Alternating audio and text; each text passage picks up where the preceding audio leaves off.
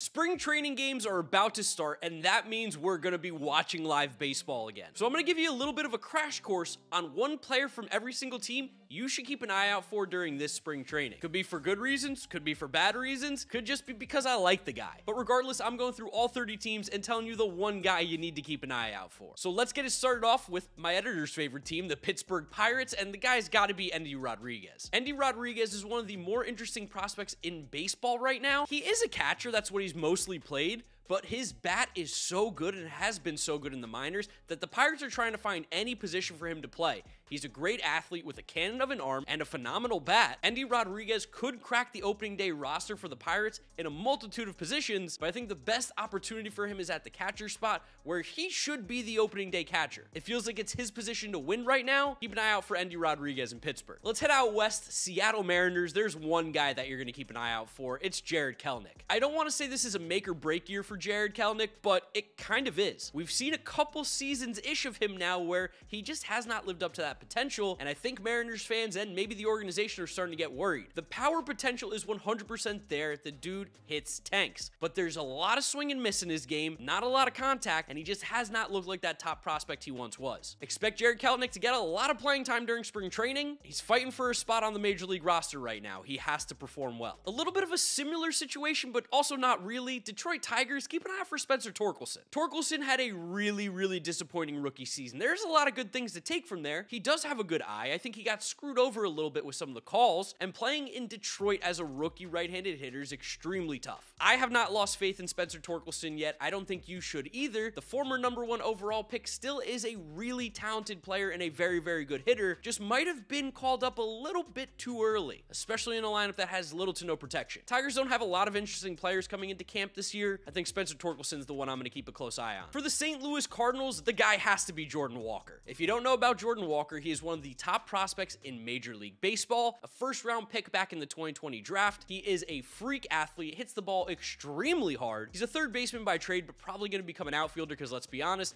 Nolan Arenado is not going anywhere, and neither is Paul Goldschmidt, but his bat is so good that they're going to find a spot for him. He has the chance to win a Rookie of the Year this season, and with the World Baseball Classic going on, there's going to be a lot of playing time for Jordan Walker to prove himself. One of my favorite prospects in baseball. For the Minnesota Twins, their most intriguing player right now in spring training, I think, has to be Royce Lewis. Another former #1 overall pick. Royce Lewis kind of got called a bust for the last few years, but he came up last season, looked really good in a small sample at the Major League level, but then got hurt again. If Royce Lewis can be healthy and looks healthy in spring, he has an opportunity to make a big impact on the Minnesota Twins roster this season. And the talent is for sure there. This guy is not a bust. It's just he has to stay healthy, which he hasn't been able to do. Oh boy, for the Phillies, it's Andrew Painter. Andrew Painter is that dude on the mound. Another prospect. I know a lot of prospects here. Promise there's not going to be only prospects. But Andrew Painter has a chance, I think, an outside chance maybe, to crack the Major League roster out of spring training. He is that good. First round pick back in the 2021 MLB draft. He's the best pitcher out of that draft without a doubt, and there's a lot of talented players. His mechanics are so clean, his stuff is disgusting, and he's dominated every level he's played at. If the Phillies are trying to make some crazy moves here, if Painter shows he's ready, put him on the opening day roster. More realistically, he might get a call up during the season, so you can get a first look at him here in spring training. For the Texas Rangers, I'm going to give you a Major League Baseball player here. It's Jacob deGrom. Day 1 of camp, there was already a setback. There was already a small minor injury issue that they had to take care of. We all know that if Jacob deGrom is on the mound, healthy, he is the best pitcher in baseball. But he hasn't been healthy the last few years. He hasn't thrown a lot of innings. And this is a guy where it just seems like he gets hurt all the time now. Big contract, big expectations for him in Texas. I just want to see him have a healthy spring training, because if he does, I mean, his stuff is incredible. We've all seen it before, and I'm sure we'll see it again. For the New York Yankees, their most interesting player, I think, this spring training has to be Anthony Volpe. Volpe, first round pick back in 2019, New Jersey kid. He's been kind of deemed as the next guy for the Yankees here that could be that next star. He's supposed to be the saving grace at the shortstop position, even though he might kind of fit better at second base. Volpe's got a plus bat. He's a good athlete. It's just a debate as to whether he's ready or not for the Major League level. This spring training, again, with the World Baseball Classic going on, he should get a lot of time. Him and Oswald Peraza kind of fighting for the same spot. spot. It's interesting to see who maybe gets that position, but I think Volpe has a chance to win it. I swear this was random. Next up, we got the Boston Red Sox, and Masataka Yoshida is the guy I feel like everybody's got circled and starred. There are some crazy projections out there for Masataka Yoshida. We're talking a guy who could be 120, 130 WRC plus, coming over from Japan in his first season in Major League Baseball. Very, very good plate discipline, gap-to-gap power. I've seen a lot of different outcomes with him. I'm not 100% sure what to expect out of Masataka Yoshida. So this is going to be our first look at him in spring training. I'm really interested, as well as you're going to see him, I think, in the World Baseball Classic too. He's going to get a lot of playing time in Boston. I just want to know how he's going to do. Keeping it in the division north of the border, Toronto Blue Jays, I think it's Jose Barrios. Barrios was like one of the worst pitchers in baseball last year, and I just never expected to say that out loud. He's a guy who we always thought would be able to break through and become maybe a Cy Young candidate at some point in his career. His trajectory's gone the complete opposite way. He looked great in that first year with Toronto, looked horrible last year. I don't want to say I've given up on Barrios, but I don't know how much longer to continue to believe. So to me, this spring training, while spring training never really matters, I'm interested to see what Jose Barrios looks like this year. For the Cincinnati Reds, while Hunter Green and Nick Lodolo are really interesting, I think Elly De La Cruz is going to be who everyone is watching. Elly De La Cruz is one of the top prospects in Major League Baseball. The dude is a phenom, shortstop, third baseman, again, still kind of up in the air, but he's got some serious pop, some serious speed. I don't want to call him Oneil Cruz-like, because Oneil Cruz is literally like an alien from another planet, but Elly De La Cruz has a lot higher of a floor and a crazy high ceiling. You could be talking about one of the generational type players, possibly. I'd love to see him make an impact in Reds camp this spring training and make the opening day roster, because let's be honest, the Reds don't got much going on this year. Colorado Rockies is tough. They didn't really do much, but Nolan Jones was a sneaky pickup that I think could pay off big for the Rockies. Nolan Jones, former top prospect in the Cleveland Guardians organization, got traded to Colorado this offseason, and he does hit the ball extremely hard. So when I hear about a guy who hits the ball really hard, getting consistent playing time in Colorado, I get excited. He could have a monster year. If given the opportunity and playing well in spring training, Nolan Jones is maybe a fantasy baseball guy you want to keep an eye out for. In some really, really deep leagues, of course. Weirdly enough, the team that he got traded from is up next, the Cleveland Guardians. Not a whole lot to pick from here. Picking a personal favorite of mine, Jhonkensy Noel. Jhonkensy Noel is a DH first baseman at the absolute core, maybe corner outfield, but let's be honest, probably not. Jhonkensy Noel does one thing. He hits baseballs really hard and really far. He has a vicious hack, crazy amounts of power, and while I don't think he realistically has a chance to make the team out of camp for opening day, Jhonkensy Noel's a name we're going to be seeing very, very soon on the Cleveland Guardians roster with some big power potential. So watch him, see how he looks. For the Arizona Diamondbacks, I'm going to talk about one of their outfielders, but no, it's not Corbin Carroll or Alec Thomas or Jake McCarthy or even remember Christian Robinson. I'm going to talk about Kyle Lewis. Remember they traded for him from the Mariners? We're talking about a former Rookie of the Year, granted in the COVID season, but Kyle Lewis has shown sparks of truly good talent. I can speak from my experience with Kyle Lewis. This dude works extremely hard. I saw him at Mariners spring training a few years ago. The dude was working harder than almost anybody there. If he can stay healthy, obviously he has talent to be a very, very good outfielder, but he hasn't been able to dodge the injury bug recently. I'm really hoping Kyle Lewis has a healthy spring and can make an impact for the Diamondbacks this year. Speaking of another guy who's had some health issues, for the Houston Astros, Forrest Whitley. Remember him?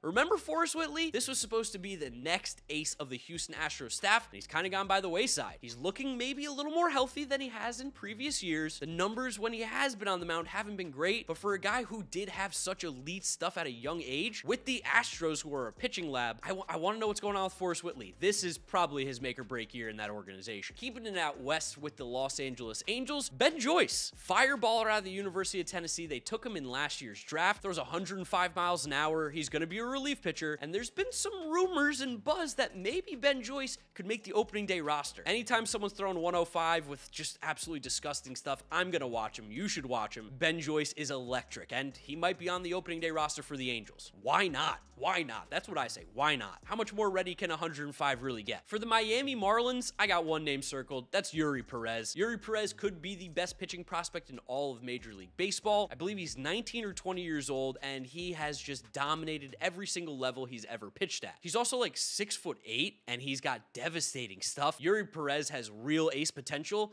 Throw him in a rotation with Sandy Alcantara. Could be a scary 1-2 punch coming out of Miami, although I don't think he's making the opening day roster. The one player to watch for the Chicago White Sox, not a very exciting roster, Oscar Colas. Colas was a Cuban defector, played in Japan, had really good numbers over there, was a two-way player, got signed by the White Sox, only hitting, but he hit really, really well last year in the minors. And the White Sox kind of need a little bit of influx of offense. They need a good bat. They lost Jose Jose Abreu, they need to make it up somehow. I think Oscar Colas could be a really good option, a fun option to bring up, make an impact offensively for them. He could be a nice little piece on the south side of Chicago. Plus, he's like a really good hitter. He's a good player. Kansas City Royals, I'm going to keep it short and sweet. Aroldis Chapman. It's a weird sentence to say, but Aroldis Chapman has to prove himself this spring training. I don't think it's a guarantee by any means that Aroldis Chapman just walks into Kansas City and is the closer. He's looked great at times and he's looked horrible. Nobody seemingly had interest in him this offseason, which is why he's in Kansas City. He's on a little bit of a prove himself deal. He has the opportunity to be one of the best left-handed relievers in baseball, but nobody seems to believe. I want to see if Aroldis Chapman still got anything left in the tank. For the San Diego Padres, it's obviously Fernando Tatis Jr. Of course, he's not going to be able to start the season because of the steroid suspension, but we haven't seen Fernando Tatis Jr. play baseball in quite some time. And of course, when he does play, he's one of the best in baseball. I don't care about the steroids thing. That's not why he was great. Crushes baseballs, runs fast, throws hard, and he's going to be playing a new position. They're putting him in the outfield. They got Bogarts to play shortstop now. So Tatis learning the outfield, plus just getting to see him play baseball again, one of the most exciting players that we've seen in a long time. I'm really excited. I'm going to be tuning into all the Padres spring training games when Tatis is playing for sure. Another team in the National League West here, the San Francisco Giants. Maybe this is a me pick because I'm a Mets fan homer, but